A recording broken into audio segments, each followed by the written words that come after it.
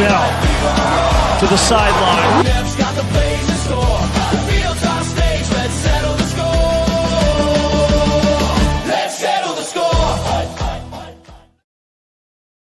Yes,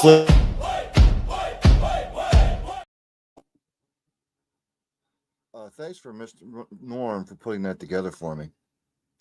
Welcome to another edition of Student Body Right. I am your host, Ryan Neff. We have completed the regular season in college football. It would have been week 14. Hope everybody enjoyed their Thanksgiving. Good eating, good football. There's nothing like it. So, and again, yesterday they came out with their another installment of the college football playoff rankings. But let's recap the final week. I'm just going to go over the top 25 as I always do.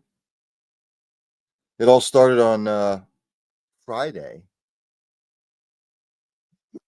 I'm not even going to go over the statistics for this game because it was just for the old Oaken bucket. Number 2 Indiana beat the shit out of Purdue 56-3. Wasn't close. Again, I'm not going to go over the stats because games like that, it's not worth it. So, then you had number 16 Texas last week. They beat Texas A&M, which was ranked 3rd last week, 27-17.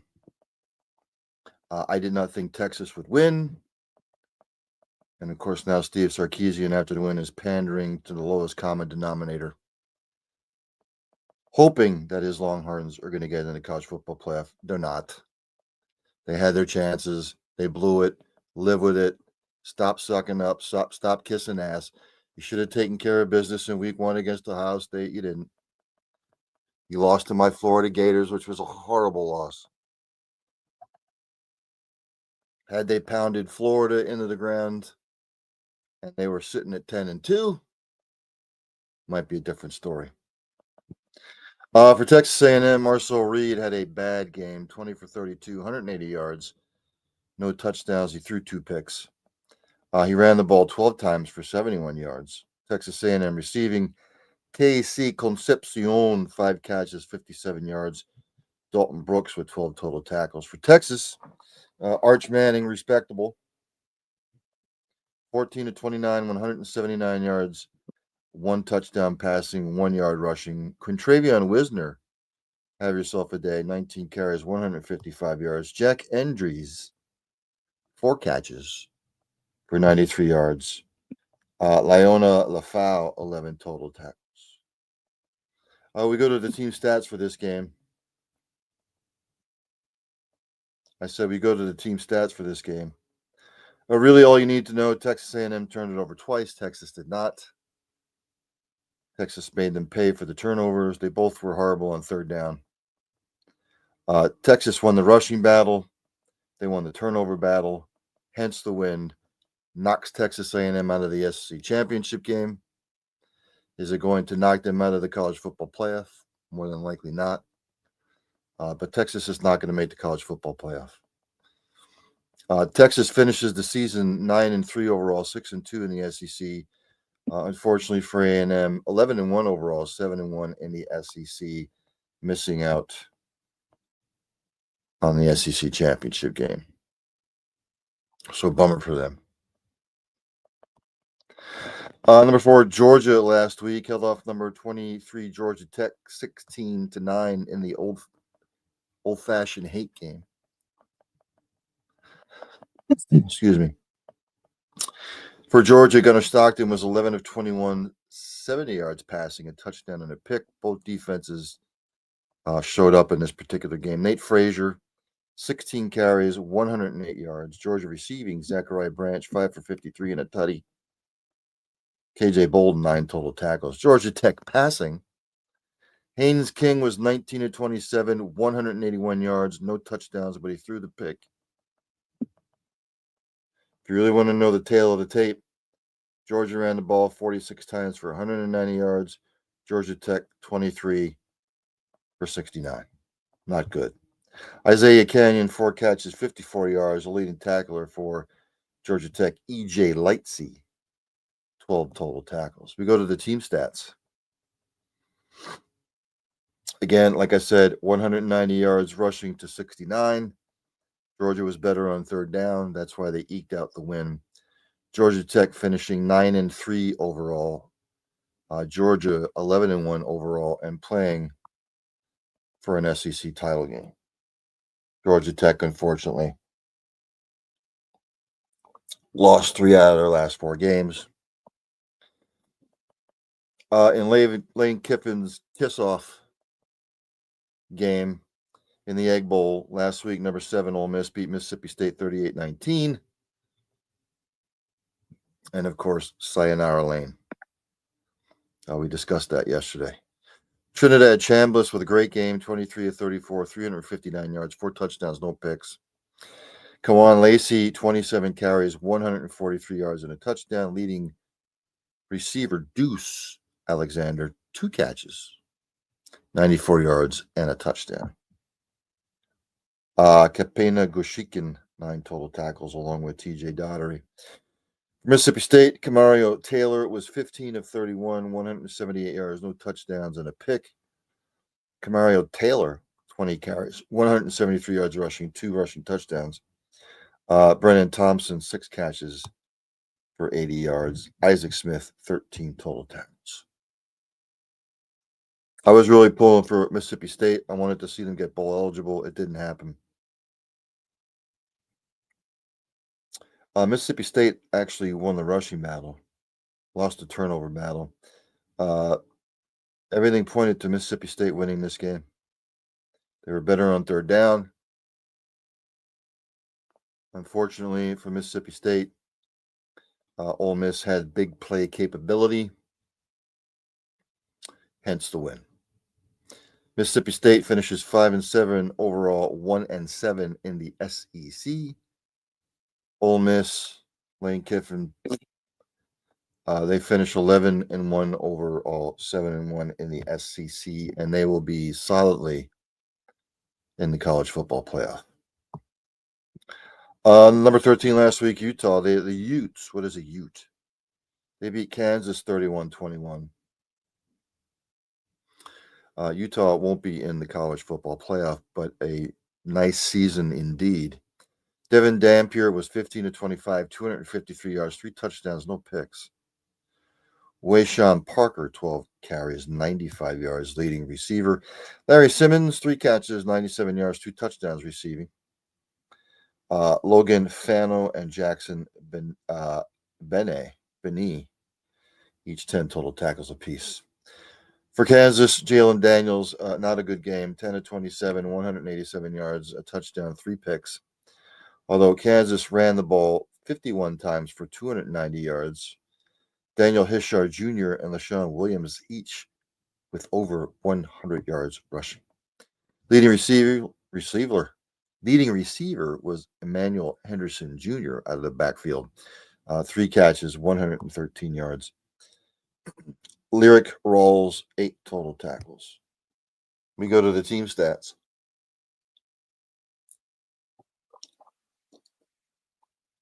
Again, Utah won the turnover battle. Kansas outrushed them, but the 3 turnovers hurt. Utah turned it over once, Kansas 3 times. Really the difference in the ball game for Utah. Kansas, actually, Utah finishes 10-2 overall. They were 7-2 in the Big 12.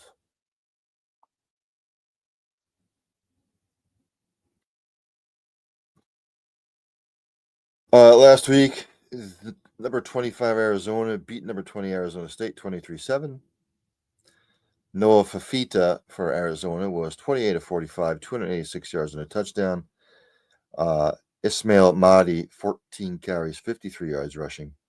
Chris Hudson, 7 catches for 95 yards. Arizona defensively, Max Harris was leading tackler. For Arizona State, Jeff Sims, 11 of 25, 114 yards, no touchdowns. Unfortunately, he threw the 3 picks. Raleek Brown, 13 carries, 63 yards. Malik McLean, 4 receptions for 57 yards receiving. Jordan Crook, 11 total tackles. Your team stats, all you really need to know: Arizona State turned it over 5 times. Arizona once.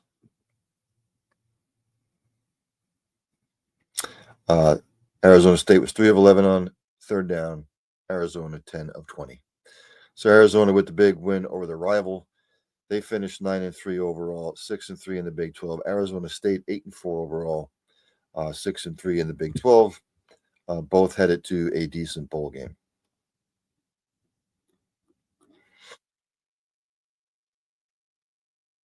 We get to the Saturday games. Ohio State finally beat Michigan in the game. It really wasn't close, to be honest with you. Ohio State, Julian Sand was 19 to 26, 233 yards, 3 touchdowns, and a pick. Bo, not related to the other Bo Jackson, 22 carries, 117 yards. Carnell Tate, 5 catches, 82 yards, and a touchdown. Ohio State defensively, Sonny Styles with 6 total tackles. Michigan passing, Bryce Underwood, pedestrian, not good. 8 of 18, 63 yards, no touchdowns, and a pick. Jordan Marshall, 7 carries for 61 yards. Michigan receiving, Donovan McCulley, 3 catches for 46 yards, and Jimmy Rolder, 12 total tackles. We go to the team stats. Really, all you need to know: Ohio State won the rushing battle. Michigan was 1 of 9 on third down. Ohio State was 10 of 17 on third down, hence the ass kicking. Ohio State finishes the season undefeated, regular season, 9-0 in the Big Ten.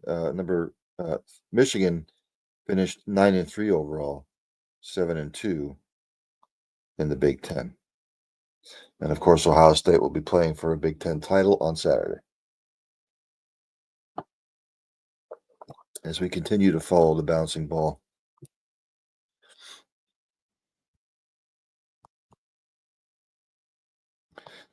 Last week, number 5, Texas Tech beat the shit out of Virginia, 49-0. I'm not going to go over the stats. All you need to know: Texas Tech finishes 11-1 overall, 8-1 in the Big 12, and they will play BYU in the Big 12 title game this coming weekend.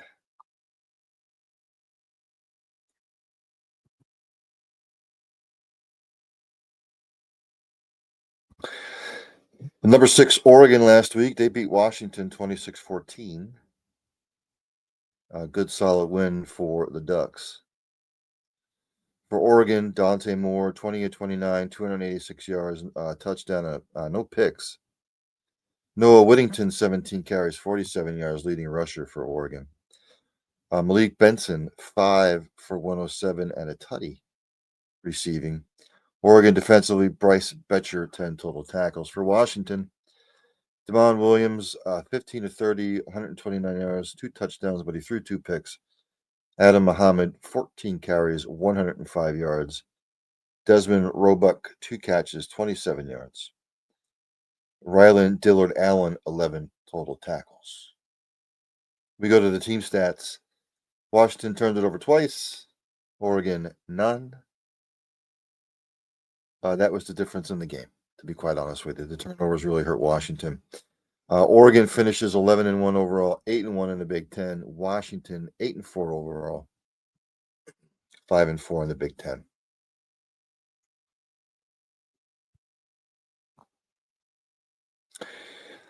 Number 8, Oklahoma last week fended off LSU. Oklahoma will be in the college football playoff, but their defense is spectacular, but their offense is less than to be desired. For LSU, Michael Van Buren Jr., 14 of 25, 96 yards, a touchdown, and a pick. Caden Durham, 6 catches, 42 yards. LSU receiving, Xavier Thomas, 3 catches, 30 yards, and a touchdown. Leading tackler was Devon Keys, 8 total tackles. For Oklahoma, John Mateer, 23 of 38, 318 yards, 2 touchdowns, but he threw 3 picks, which really kept LSU in the game. Troy Blaylock, 11 carries for 42 yards. Isaiah Satania III, 9 catches, 121 yards, and a receiving touchdown.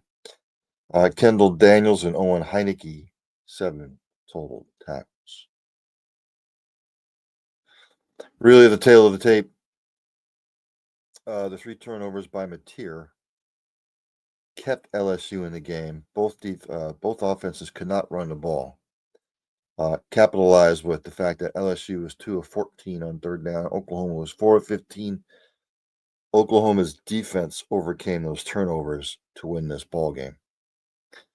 Oklahoma finishes the season 10-2 overall, 6-2 in the SEC.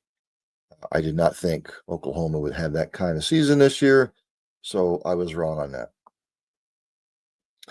Last week, number 9 Notre Dame beat Stanford 49-20. All you Hurricane Jabones out there and Fighting Irish Jabones going back and forth. I'll just say this: when you're comparing both teams, who should be in the college football playoff, we need to look at the totality of the resume as far as the season.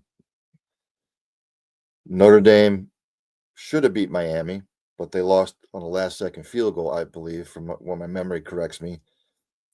And Notre Dame barely lost to Texas A&M. 2 close games against top 15 opponents.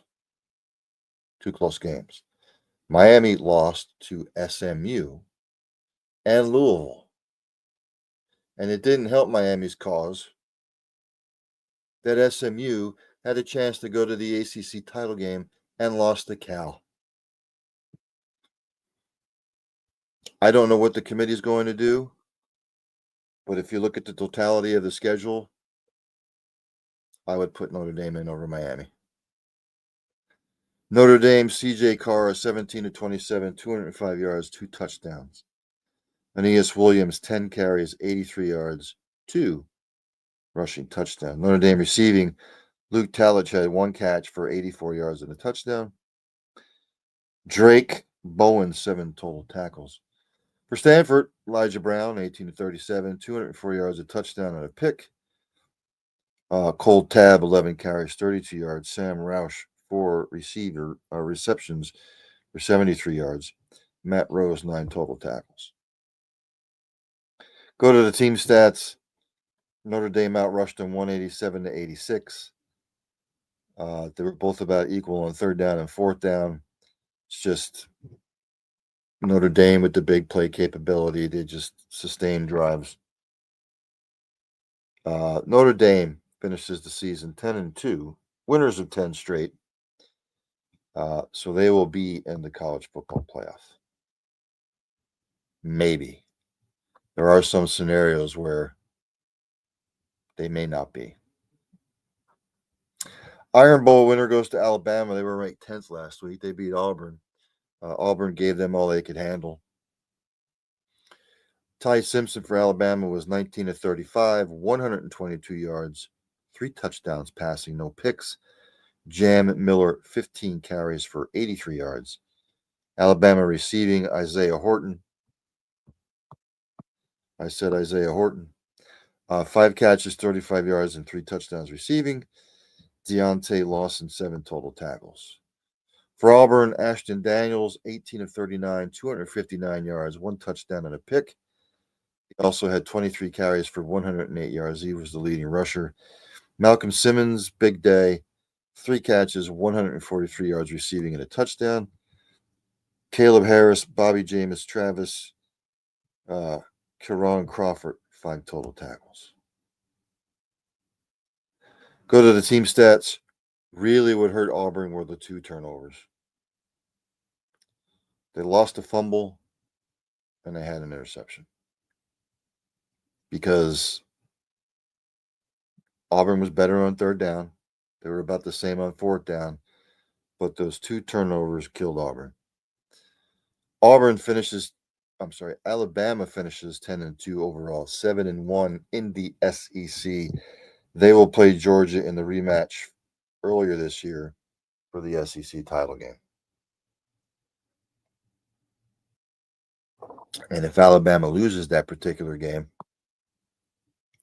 I believe they may be out of the college football playoff. Number 11, BYU last week beat UCF 41-21 to punch their ticket to playing the Big 12 championship game. For UCF, Taven Jackson, 21-37, 232 yards, 2 touchdowns, no picks. UCF could not run the ball, and that was their dagger. 19 carries for 42 yards collectively. UCF receiving, Dwayne Thomas Jr., 4 for 74. Leading tackler was Lewis Carter with 12. BYU passing, Bear Bachmeier, 21 of 25 for 289 yards, a touchdown, no picks. LJ Martin, 22 carries, 95 yards, 3 rushing touchdowns. Parker Kingston, 6 carries. 6 receptions for 126 yards and a tutty. Jack Kelly, 6 total touchdowns. Go to the team stats. UCF turned it over twice, which didn't help. BYU won the rushing battle, the passing battle. They were about the same on third down, but the 2 turnovers really hurt UCF. BYU finishes 11-1 overall, 8-1 in the Big 12, playing Texas Tech for your Big 12 championship, which they should get rid of championship games because they don't mean anything anymore. Number 12 last week, Miami handled number 22 Pitt 38-7 up there in the cold weather.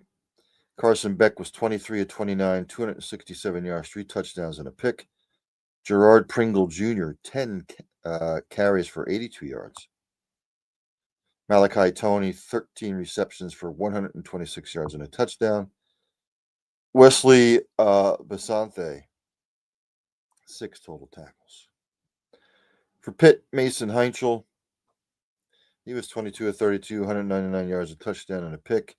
Unfortunately, he was sacked numerous times. Therefore, hence, Pittsburgh's rushing statistics came down because of it. 21 carries, 30 yards. Raphael Williams Jr., 5 catches, 66 yards. Kyle Lewis, 12 total tackles. Your team stats, all you need to know, Miami ran the ball up for 140 yards, Pitt for 30. Big play capabilities by Miami. Miami finishes 10-2 overall, 6-2 in the ACC. Pitt, a decent season, 8-4 overall, 6-2 in the ACC. They would have to have major collapses by teams this weekend, I believe, for Miami to make the playoff. People talking about Vanderbilt to make the college football playoff. You had your opportunities too. Number 14, Vandy beat number 19, Tennessee last week, 45-24. Diego Pavia, 18 of 28, 268, a touchdown. He had 2 interceptions. He also ran the ball 20 times for 167 yards and a touchdown. Receiving wise, Junior Sherrill, 3 for 76. Randon Fontenay, I don't know how they pronounce it. He had 8 total tackles. For Tennessee, Joey Aguilar, 29 of 44, 299 yards, a touchdown, no picks. Deshaun Bishop, 20 carries, 97 yards, 2 rushing touchdowns. Chris Brazel II, 6 catches, 91 yards, and a touchdown. Andre Turrentine, 10 total tackles. We go to the team stats. Vanderbilt turned it over twice, Tennessee none. But when you're out rushing your opponent 314 yards to 83 yards, you better win the game, which they did. One of the best seasons in Vandy history. They finished 10-2 overall, 6-2 in the SEC.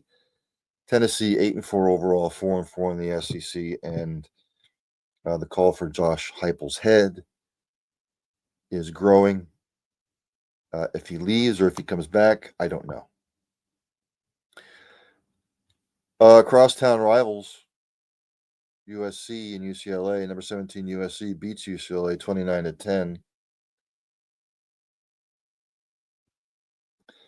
For UCLA, as I like to call them, Nico Ayamaleva, 27 of 38, 200 yards, a touchdown, no picks. Jalen Berger, 7 carries for 57 yards. UCLA receiving, Quasi Gilmer, 10 for 73 and a touchdown. Kanye Clark, 7 total tackles. For USC, Jaden Mayava, he was 22 at 29 for 257, 2 touchdowns, no picks. King Miller, 17 carries, 124 yards, and 2 touchdowns. Jacoby Lane, 3 catches for 52 yards. Alex Graham, 7 total tackles. We go to the team stats.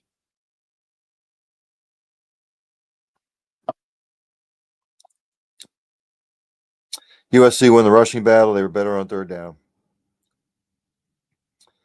Just a little bit more big play capability than UCLA.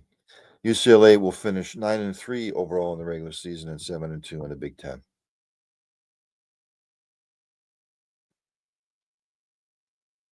As we continue to go down the scores here. Number 18, Virginia last week beat Virginia Tech 27-7. They punched their ticket to the ACC title game. For Virginia Tech, I'm not even going to go over their stats because it was abysmal. For Virginia, Chandler Morris was 21 of 35, 182, no touchdowns, no picks. Collectively, Virginia ran the ball 47 times for 197 yards and 2 rushing touchdowns. Cameron Courtney, 6 catches for 50 yards. Maddox Marcellus, 9 total tackles. Team stats, Virginia Tech turned it over twice. They couldn't run the ball. They only had 197 yards of total offense. They were 2 of 14 on third down. Forget it. Virginia finishes the regular season 10-2, 7-1 in the ACC. They will play Duke for the ACC championship. And us prognosticators all had Virginia and Duke playing in the title game. Yeah, right. Number 21 SMU last week had a prime opportunity to punch their ticket to the ACC championship game, and they failed. They lose to Cal, who had a nice, decent little season. They lose 38-35. SMU, Kevin Jennings, 24 of 36, 250 yards, 2 touchdowns, and a pick. Chris Johnson Jr., 10 carries, 128 yards rushing, and a touchdown. SMU receiving, Matthew Hibner, 5 catches, 87 yards, and a tutty. Ahmad Moses, 10 total tackles. For Cal, Jaron Kiwai Sagapulutele, 31 of 40, 333 yards, 4 touchdowns, more importantly, no picks. Kendrick Raphael, 33 touches, 111 yards rushing, and a touchdown. Jacob DeJesus, 12 catches, 97 yards, and a tutty. Aiden Manutai, 8 total tackles. We go to the team stats. Everything would have pointed for SMU to win the game, but the turnover hurt the pick. SMU finishes 8-4 overall and 6-2 in the ACC.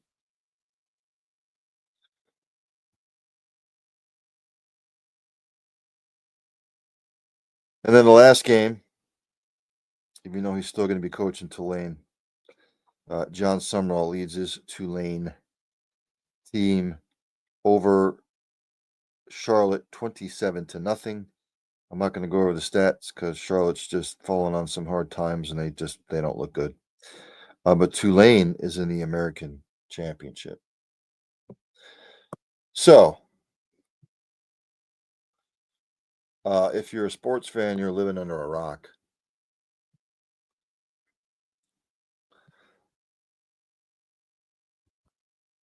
As it stands now, it's all going to change.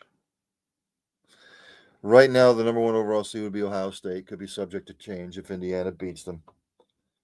If Indiana beats Ohio State, Indiana will be the overall number 1 seed. 2 is Indiana. 3 is Georgia. 4 is Texas Tech. Again, all subject to change. Because Texas Tech has to play BYU, Ohio State has to play Indiana, Georgia has to play Alabama. They would all get bye weeks. Number 5, Oregon would play the conference champion, number 5, which would most likely be Tulane. The 6th seed, Ole Miss, actually jumped up a spot. They would play the conference champ number 4, which would be Virginia Duke. Could Virginia slide in there? Be an 11 seed. The 7-10 matchup, as of right now, would be Texas A&M, the 7 seed, Notre Dame, the 10 seed. Again, this is all going to change. And then the 8-9 game, some of the blue bloods in the history of college football. Number 8, Oklahoma would play number 9, Alabama. But again, Oregon solidly in. They'll be TV watching. Notre Dame will be TV watching. Texas A&M will be TV watching. Ole Miss will be TV watching. And then you look at the other teams. Again, Georgia plays Alabama. If Alabama beats Georgia for the SEC title game, what would they do with Alabama? Where would they put Georgia? Texas Tech, BYU. If BYU beats Texas Tech to win the Big 12 championship, Texas Tech is not going to follow the college football playoff. Could BYU bump out Notre Dame and leave Miami and Notre Dame in the dust? And then Indiana, Ohio State. If Ohio State wins, boom, there's your number 1 overall seed. If Indiana wins, they would go to the number 1. And what would they do with Ohio State then? Would they still keep Ohio State in the top 4? Would be my question. I don't know.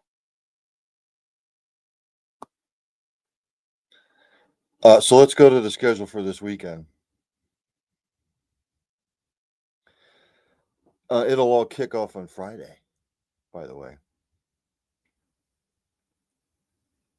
as it comes up here.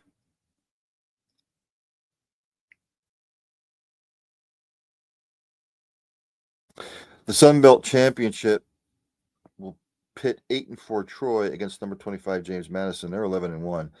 James Madison is favored by 23.5. James Madison just continues to do good things, even after Kurt Signetti left. They just continue to win. I'm not going to say Troy doesn't have a chance. Do I think JMU will cover? Probably not. I'll go James Madison 35, Troy 21. 8 p.m. ABC on Friday, the American Championship. Yes, it's not the American Athletic anymore. Should be a good one. You got number 24 North Texas at 11-1 against number 20 Tulane at 10-2. North Texas is favored by 2.5. If North Texas wins this game, would the committee stick North Texas in as conference number 5 champion? Or would they go with James Madison? I don't know. If James Madison and North Texas both win, North Texas would have the better win. And they're ranked higher by a spot. So they could conceivably put North Texas in the college football playoff. I've been on North Texas all season. Tulane, Sumrall leaving. He's still coaching the team from what I was seeing. I'm going to go Tulane in a close one, 30-27. Then on Saturday, 12 p.m. on ABC, at the Millennium Falcon, which Jerry calls the AT&T Stadium. It's number 11 BYU, 11-1. Number 4 Texas Tech, 11-1. Texas Tech is favored by 12.5. Both teams win fantastic season. Satake for BYU is going to stay their coach. He's not going anywhere. I've watched this Texas Tech team all season long. When they're healthy, they're a scary dark horse to win the national title. The defense is no joke. Their offense is balanced. I think BYU is in for a rough go of it. I really do. Do I think Texas Tech is going to cover? I don't know. But they will be on full display to America. I'm going to go Texas Tech 38, BYU 20. 4 p.m. on ABC, number 3 Georgia 11-1, number 9 Alabama 10-2. Georgia's favored by 2.5. It is the SEC championship game down there in Atlanta. I want to take Georgia, but ever since Kirby Smart's there, Alabama's had their number. Everybody knows that I am not an Alabama fan whatsoever, but until Georgia can prove it, I got to go with Alabama. I'm going to say in a close game, Alabama 28, Georgia 27. 8 p.m. on Fox. Number 2, Indiana, undefeated 12-0. Number 1, Ohio State, undefeated 12-0. Ohio State only favored by 4. So the odds makers are expecting this to be a close game. Indiana, well balanced. Ohio State, well balanced. Hard to find weaknesses in both teams. I believe whoever wins this game will probably wind up winning the Heisman Trophy. I think Ohio State's defense is just a little bit better. Ohio State's been blocking out on their schedule. They haven't been tested. They got punched in the mouth early by Michigan, and then they gave them a couple roundhouses and an uppercut. It was over. This is going to be close. It's indoors. Weather's not a factor. I like Ohio State 28, Indiana 24. 8 p.m. on ABC, number 17, Virginia will be hosting 7-5 Duke. Virginia is favored by 3.5. Holy shit, if Duke wins this game. If Duke wins this game, they could conceivably be an 11 seed. Conceivably. With much trepidation, I'm going to go with Virginia, but it's going to be close. I'm going to go Virginia 30, Duke 28. So there you have it. That's what I'm going with, and that's what I'm sticking to. So, with all that being said, I hope everybody enjoys the college football action this weekend. I cannot believe it's almost over. And then we will have to wait to see what the committee does after the final game is played. They're not going to make any selections Saturday. I believe they're going to do them.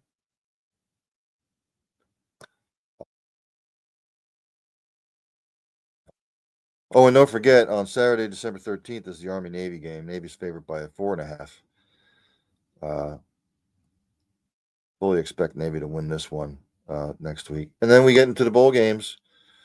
The bowl games will actually be kicking off Saturday, December 13th, when you have the Cricket Celebration Bowl and the Bucked Up LA Bowl.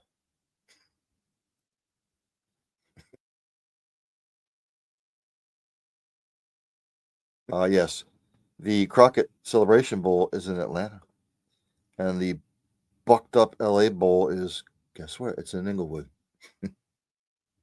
So enjoy this weekend's festivities as far as college football. Then we'll have to sit and wait until Sunday until they make their final decision on who is going where, what the seedings are going to be, what their explanation is. I'll be interested to see it. Hopefully at 7 o'clock, I will be doing a version of Early Evening Sports Buffet with the Ginch. Not sure I'm going to do it yet. A little bit under the weather. But anywho, hopefully I'll see you at 7. If not, tune in to the Cole County Entertainment Network, which is where all my shows are. My man Fuji. Let me just pull it up here because I don't want to get the name wrong. Because knowing me, I'll fucking butcher it. So,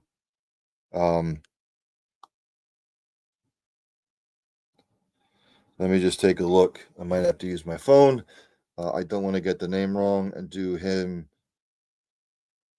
and his co-host an injustice. So let me go into my trusty phone here.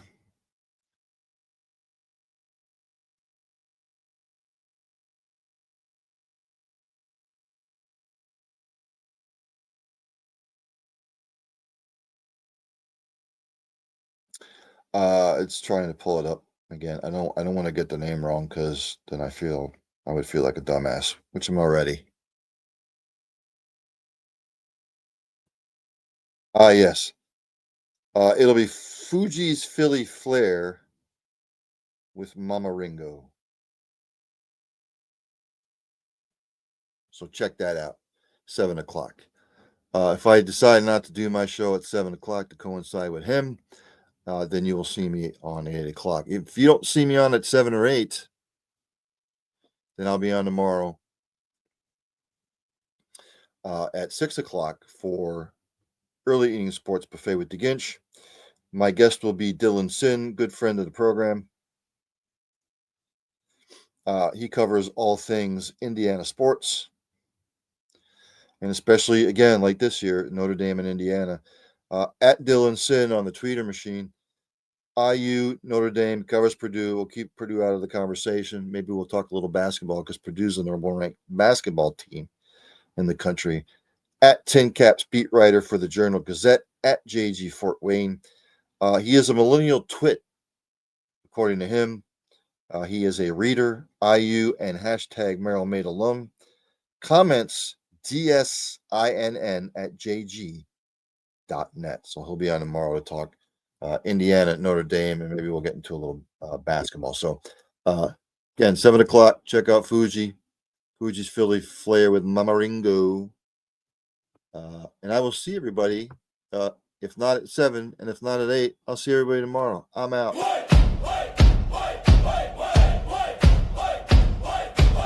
Lights go up, the crowd's alive. He got arrested in the backfield. Helmets gleam, the teams arrive. Saturday's here, it's do or die. Riddell to the sideline.